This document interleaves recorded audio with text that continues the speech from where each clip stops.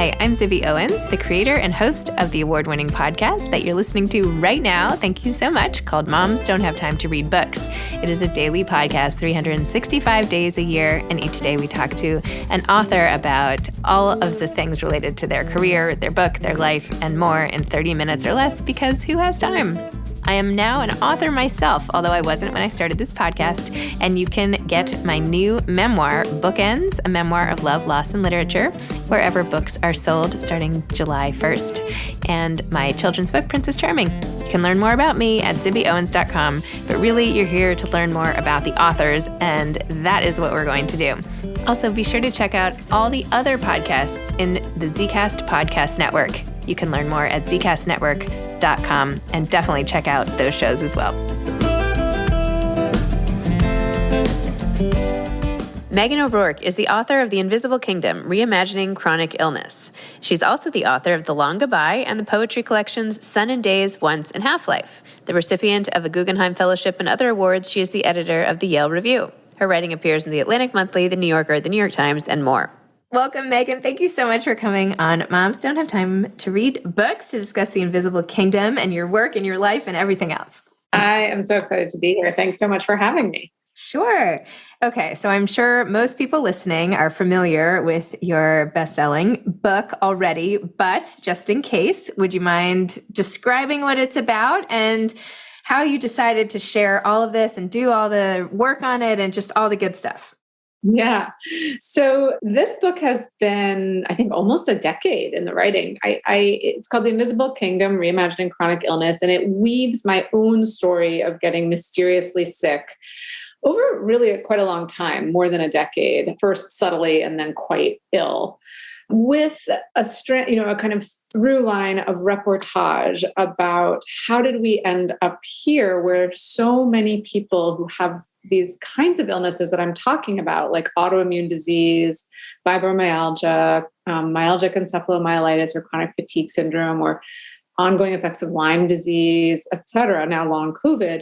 Why is it in this hyper-diagnostic age that we live in that it's so hard for patients like us to get diagnosis and treatment and to be heard and seen and witnessed? So that's the book. It's sort of this personal story and then this recorded story about what in the history of medicine brought us to this moment where, as we live through what I call a silent epidemic of chronic illnesses of these sorts, nonetheless, so many people, and many of them women, are having just extraordinary trouble getting diagnosed and treated and recognized. And what I show in the book is that that adds to their suffering. It added to my suffering, and it added to the suffering of many of the women I interviewed for the book, and so forth. So what is the answer? What is causing the chronic pain? Why is there this uptick of it? And why is it so hard to diagnose? And then, like, what was your main takeaway? Yeah. So I think there's three fundamental problems. I hope it's just three. I think there's three. Let's start with those. Great. Let's start with the three big ones. So one is that modern medicine, as we all know intuitively, but when you really dig in, it's really there, is built on measurement, the idea that we can measure everything that's wrong with the human body, and replicability, which is to say the idea that, like, what happens, when a bone breaks in a certain way in me, it will break a certain way in you. When influenza infects me, it will infect you in a similar way, right? This is the building block of what's called the germ theory, which comes along in the 19th century and turns medicine from this healing-oriented art, which was really practiced both by female lay healers, and sort of an emerging class of doctors who, we have all heard about bloodletting and these wild therapies they would give people, often very dramatic therapies, because they didn't really know how to help. So the germ theory comes along and measurement comes along, microscopes and x-rays and eventually the MRI. And it gives medicine these incredible tools that have really led us to live longer and healthier lives. But it's all based on this idea, as this one researcher put it, Robert Koch, that basically a pathogen should behave roughly the same way in everyone. So what we're finding is that these diseases that I'm talking about are often, the illness itself is shaped by your immune system. And the immune system is a highly particular and highly individual phenomenon, right? It's sort of your own personal history of your record of encounters with pathogens and trauma and so forth, and pollution and childbirth, whatever it might be. So that measurement and replicability model doesn't work so well for autoimmune diseases, because you and I could have the same autoimmune disease and it could manifest in really different ways. And then autoimmune disease itself is this huge category. So I think we've seen this all dramatically laid out before us in the pandemic, where we see that everyone responds to COVID a little bit differently. And some people are ending up sick for months, even after a mild infection. So that's just the first problem. The second problem is easier to say, and that's just that women have been treated actually poorly by medicine for a long time. Women's testimony is still often dismissed in medical doctors' offices. There's this whole legacy of hysteria, this tendency to see physical symptoms as signs of a secret psychiatric problem that can't speak, right? It can't speak itself. And so it speaks in the body.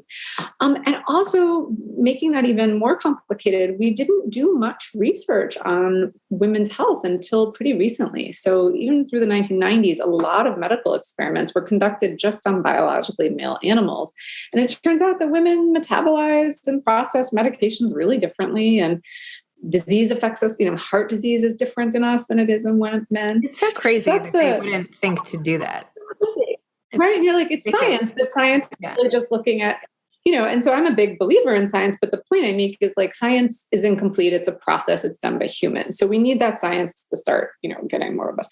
But the third problem is that is that very individuality of these diseases, so that there's so many possible factors for how we can get disease. And I think these diseases often come about as a response to what one researcher I talked to called successive hits. So it's harder to see the origin of them, right? Like maybe you get the flu and something starts to go wrong, and then your mother dies, and then that stress kind of further changes your immune system. So it's really hard to nail down the beginning. So that makes us really uncomfortable. We start to psychologize diseases, right? Mm-hmm. And I think one thing that COVID has done, though, is shown a really clear starting point for these diseases, which is we know that long COVID is connected to COVID, right? And that's helped, I think, all see that there's a real problem, and that might be true for flu. There might be long flu. There might be long Epstein-Barr virus. Yeah, that was a very long answer, but we got there. That's okay. That's okay. So in addition to all of this analysis and science and medicine and all of the things you've uncovered, you were so generous in sharing your own experience, which, as sort of a memoir, I hate to say junkie or addict is the negative connotations. Yeah. Memoir lover. I always find myself in every reported type story sort of, sucking out like a magnet, all the personal bits and pieces. So would you mind sharing with listeners a little more about your own story, particularly how it's like affected your relationships and all of the other stuff? Yeah. So I had a story that turns out to be sadly common, which is to say that I began getting sick in my early 20s. I think like right after I graduated from college. We spent a week at the Connecticut shore. A few weeks after that, I started getting, I had like a little summer flu, and then I started having all these strange neurological problems. I was working as an editorial assistant at the New Yorker. I'd gotten this job. I was so excited. I was trying to start my life as an adult, which was both terrifying and just thrilling. And like on day 3, I was walking to work and I started getting these strange electric shocks all over my body. It felt like someone was taking very fine needles and actually sticking them in my skin, kind of like a scene out of The Crucible or something, right? And it was so severe, I had to stop and rub my arms and legs. And, at that point really started on a quest to find answers. I went to doctors, but my doctors were like, we can't really find anything wrong with you. You had one test that looked like lupus, but then we repeated it. It didn't look like lupus anymore. So I went through this decade of really internalizing the idea that perhaps it was stress that was causing my symptoms, right? My doctors would say things like, you've got a high-powered job, maybe you're anxious. I was a little anxious, right? This is probably, you're just pushing yourself too hard, try to sleep more, reasonable advice, but didn't get to the bottom of the problem. So I kind of coped for a long time. And this is the part that I think many people can relate to, where you slowly realized that not everyone else is just exhausted at the end of the day, right? Or, right, like Really? I was, we are now, but it was like I should have been able to get through the day without total exhaustion. Anyway, and then my mom died of cancer, which is something I wrote about in The Long Goodbye. And I was really close to her. I think I was 32 when she died. And I was so devastated. And I'd been taking care of her. So I was quite run down. I'm sorry. I know, right? And I got a virus. And the day after she died, ended up in urgent care and like went downhill, went off a cliff, which is really resonant and complicated to think about, right? That it's like clearly there's something was going on, but also this huge emotional stressor. Definitely that was a triggering point for me. And I never really got back. And it got so severe that I ended up pretty much bedridden at one point, sort of faking it, right? Like I'm a very, I don't know, I'm just a kind of optimistic, energetic person. And so I just couldn't really admit it to my friends and family. I mean, my family knew, my friends knew a little bit. I was still working one day a week and I would go out and I would pretend I was okay. And then I would like come back and collapse. And at that point, really started this quest in earnest and started getting answers that I had an autoimmune disease, then that I had some neurological issues, something called POTS, which a lot of people who get COVID have, where you get quite dizzy. And then finally, Lyme disease that had gone undiagnosed for years, which the book recounts that I was very suspicious of that diagnosis and really unpacks the complexity of getting a tick-borne diagnosis. But in my case, it seemed to really be an answer for the roller coaster I'd been on. And, a big part of that roller coaster was the alienation and loneliness of, both trying to communicate this to my partner, my husband, who really believed me, but couldn't understand. Right. So there was a loneliness and a gulf there and a frustration. Right. And then just feeling as someone in her 30s, like my friends were going out, they were having children, they were building families, and I felt frozen in time. It was quite heartbreaking. I really wanted a family and we were trying to have a family. And I remember thinking, oh my God, if I get pregnant, I might die. Oh. Right. And it was like this unbidden thought because I was repressing so much. Anyway, so this quest, though, and finally the Lyme disease diagnosis meant that I really got the help I needed and got, largely better and was able to have two beautiful children who definitely exhaust me. And that's sort of the story. But what I wanted in this book was to be really careful about showing both the hopefulness that you really can recover to some degree from some of these conditions, but also not in an era when a lot of people still are sick for life. And I'm really trying to write about the chronic part of chronic illness, not reduce the story to a tidy, and then I got better and everything was great. Like I still live with these conditions. It's still challenging. And so I try to write about, a lot of the book really is about the stories we tell ourselves about illness too. Wow. Well, I feel like your story has obviously just totally hit a nerve, right? There's so many people out there who have the same thing. I mean, I can't even tell you how many books like I get pitched either for this podcast or for Zibby Books or whatever about people living with chronic pain of some way. And I'm very interested. I read them and, but there's something just, I don't know, how do you attribute this? Like, what is this about? Like, why is now, is it just that we're finally talking about it so much more, or that it's just been repressed for so long, or the validation is finally coming? Like, what is it? Yeah, I think that we are both starting to see scientifically and culturally the reality of these diseases, right? That COVID has put that vividly before our eyes, that we see that healthcare workers, marathoners, a whole range of people who are in the prime of their lives in their 30s are getting a mild case and then ending up really sick. And I think it's hard for us to ignore that. So I think in a weird way, my book came out at a lucky moment, right? I think also part of what I'm trying to do in the book is the reason we write, the reason we read is to understand, right? To have frameworks, to be able to say, here's this murky thing. Oh, and here's a word for it. Here's a framework for it.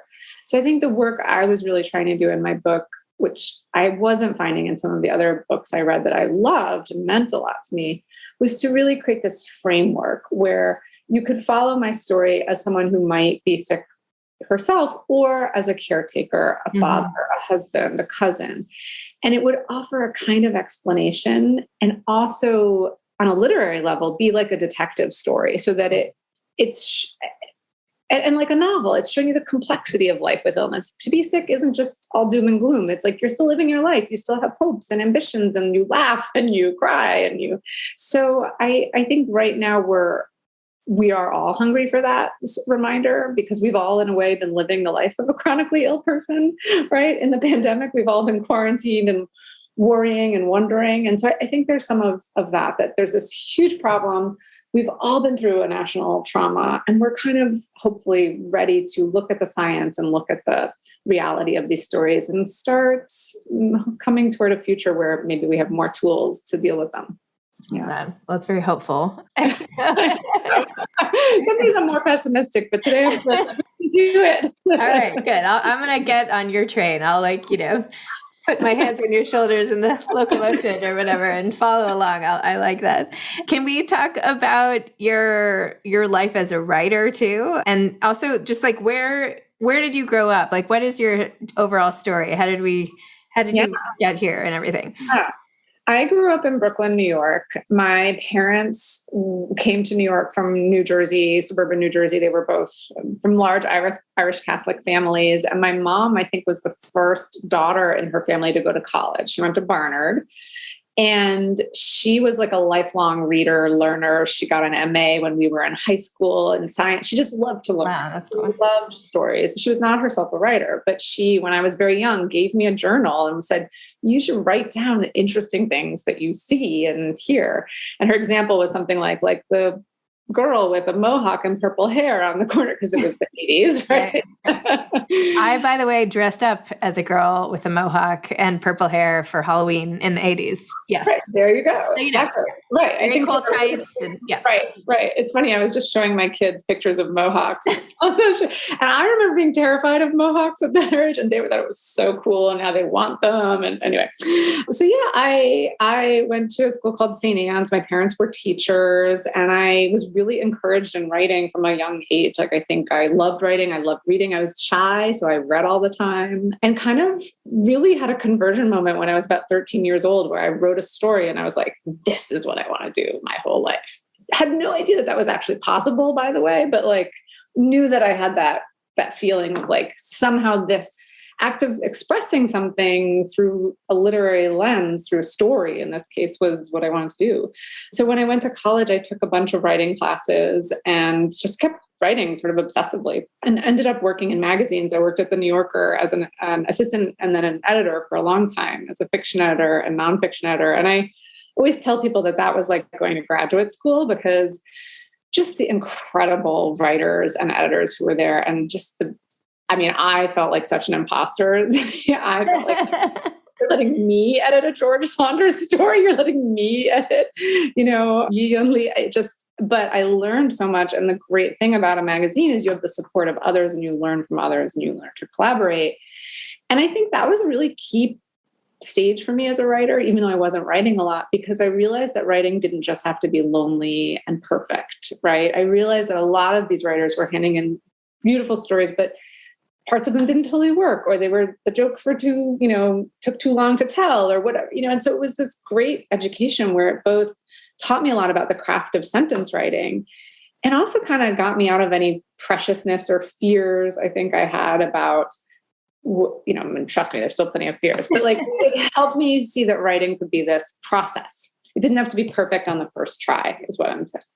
So yeah, I wrote poems during that time and then published my first book of poems and then went to Slate magazine for a while where I created a culture section in 2002, a very different era in the magazine. It was quite curated and smaller. We didn't publish as much and really fun and a wonderful education in how different mediums can lead to different kinds of writing, right? So that on the internet, you needed a kind of immediacy. You needed to speak through the screen to the reader in a way that in the book, you could be quieter and take your time, right? That we read as different people in different spaces. Mm-hmm.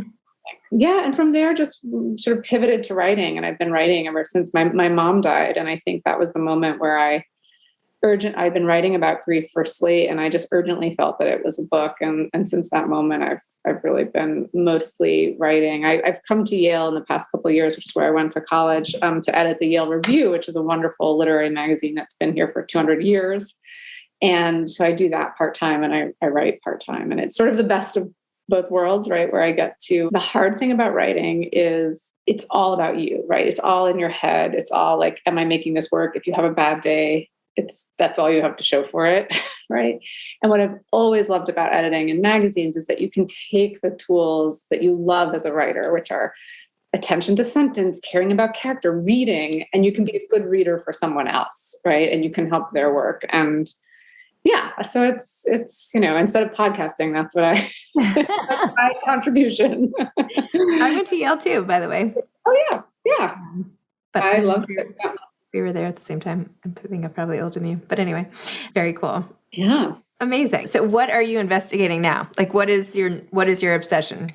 Right now, I'm in the really noodly, fun, exploratory part where I probably shouldn't even say anything, but I'm such a transparent person. I just, I talk about myself in my books, but I'm really interested in middle age right now. Mm-hmm. I'm really interested in, I don't know what it's like to be in this part of it. I think it's partly the pandemic too, but sort of feeling in time, you're not at the beginning anymore. You're not at the end though. You've got quite a lot, hopefully, before you, but parts of your life are receding, right? And you have to bring them back. And I think part of it's about being a mom and figuring out what to translate to my children about my past. And part of it's that moment in time where you get a long view, where you realize these things that are so intimately known to you will fade away. And how do you think about that? And the poet in me wants to reconstruct them all and hold on to them. And so I'm exploring all of that. And I think a little bit how the pandemic froze us in time and now is releasing us back. But oh my gosh, I can't wait to read that. Really? That's exactly where my head is at these days. I mean, I literally, like, as every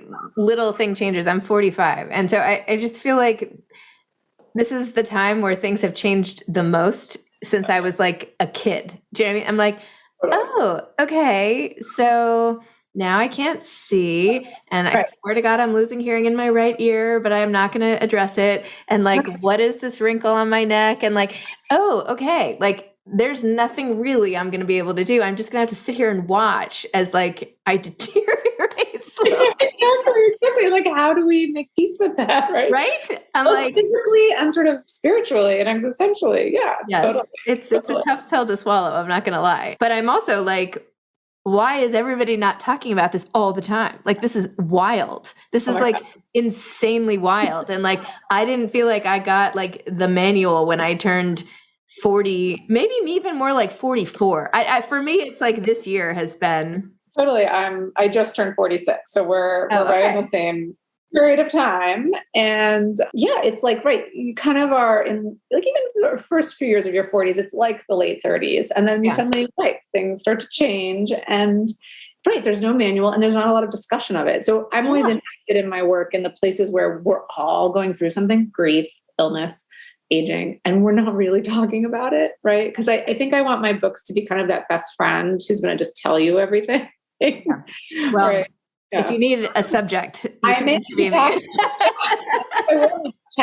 that there is a lack of women in their mid 40s or 50s or whatever, but yes, I am. I don't know. I'm glad you're doing that, because I find myself drawn to like, oh, a memoir in midlife. Yes. What? Tell me. Cause like I am in my midlife, and like, you have these memoirs of like being much older, and often these memoirs written by young people. Yes. Not that much about midlife, right? Because it's mid-story. How do you tell the story mid-story? Well, I don't know. I'm gonna try.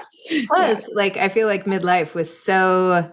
I feel like it needs a rebrand. Do you know? Like, like I don't like middle age like that, because it used to be so much older. Exactly. Right. And so what do we call it? Let's give it a new name. Maybe you can do that from your platform, like Yeah, it's like middle of the stream, but we need something evocative. All right, I'm going to work on that. Yeah, like, because in some ways it's really great. Like in some ways, like you come into your own, and it's like, totally. I love this age. I really do. It's just middle is such a, Yeah. You work on that. I'll work on it too. I would love to hear more, but I think that's right. And I was at the Penn World Voices Festival and there was a big party and I was like, oh, right, I'm at the age where I can go to the party if I want to and not go to the party if I want to, right? Where when you're young, you feel you have to go to the party or, yeah. Right. But there's this way in which you can really make decisions for yourself and they feel much more your own. And yet there's the challenge of like, what does this all mean? Where am I? Where am I on time? Yeah. So, or I can leave the party at 9:45 because I can't stay awake past 10 o'clock anymore. Ultimate, exactly. So I went and I stayed for the exact amount of time I wanted to stay, and then I left. It was so liberating. There was some benefit I went to that ended like right at 9, and I was like, "This is genius! Why doesn't everybody do this?" You know, like 6 to 8 p.m. even. Yeah, great. I know. I would so much rather have like a breakfast party. You know, like I like start high and like the rest of the day I just like lose my. Anyway, that's just that's not midlife. I guess that's just me, maybe exacerbated by that. Children too, right? I think as working parents, right? You sort of feel at the end of the day, you're like, this is my time. You're going to bed. Now it's my time. With the success of your books and everything, has there been anything that's come of it in terms of people that you've met or something you were like just totally unexpected that has come even from this latest book, like people stories you weren't expecting, or has there just been like a trend that you didn't see coming after this has come out?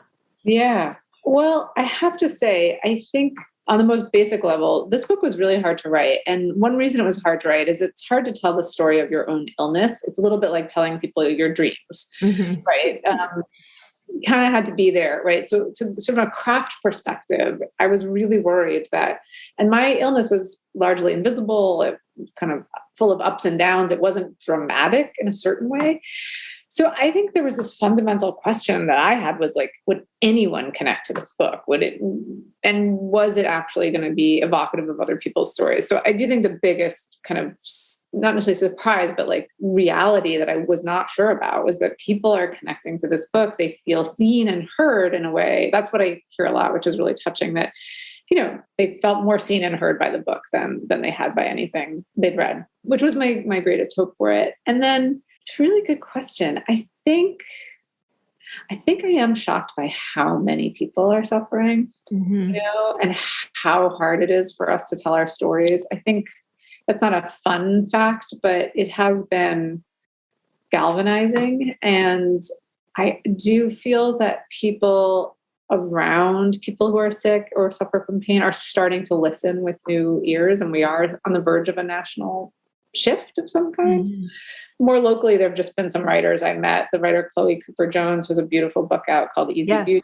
We've been on sort of parallel tour. Yes, and I have her coming up. She's awesome. She's so wonderful. And I just feel like I have a new friend, right? So that's been one of the great gifts of tour and just meeting and hearing from readers. I love getting emails from readers. Yeah.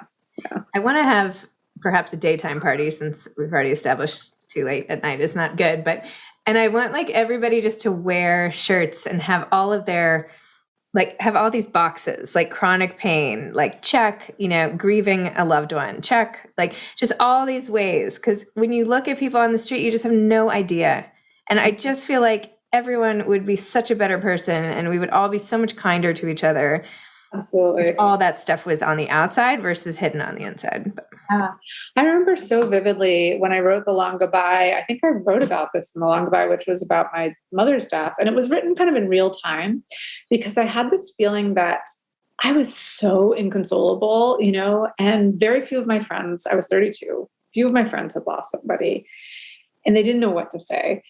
And I felt like, again, something was wrong with me, right? Like, how this grief is so big. And it felt like I had this naive idea that every day the grief would be like half as much as the day before. And it would just kind of go from big to small and be done, you know? Anyway, but I remember one day, so I wrote the book in real time to show that grief was much messier, et cetera. So one day, a couple of weeks after my mom died, I just remember getting on the subway and someone like shoved me and another person was rude, you know, blah, blah, what's wrong with you?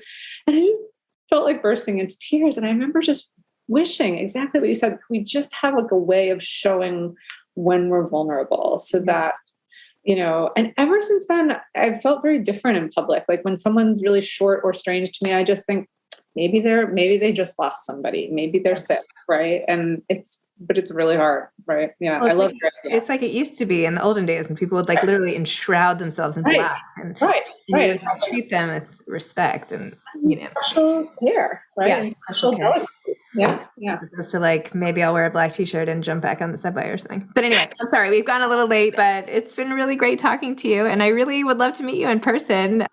Yeah, and I want to send you my book. I feel like we have a lot in common. I think I have your assistant's email, so why don't I give her or she can give you my email. Oh, good. Okay, okay, perfect. Send me your book, and let's definitely get together. I'm sure we actually know a bunch of people from Yale in common too. I bet. I didn't realize we were there at the same time. So yeah. I was probably a year or two in front of you, but yeah. I was 98, so yes, 97. Okay. All right. All right. Well, it was so great to connect. And Thanks for having me, Zibby. Okay. It's my pleasure. Bye-bye. Thanks for listening to this episode of Moms Don't Have Time to Read Books. Don't forget to follow me on Instagram at Zibby Owens and at Moms Don't Have Time to Read Books. Also sign up for my newsletter at zibbyowens.com and sign up for my virtual book club and meet lots of authors on Zoom every other week. Thanks so much to Steve and Ryan at Texture Sound for the sound editing. And thank you to Morning Moon Productions for providing this fantastic intro and outro music.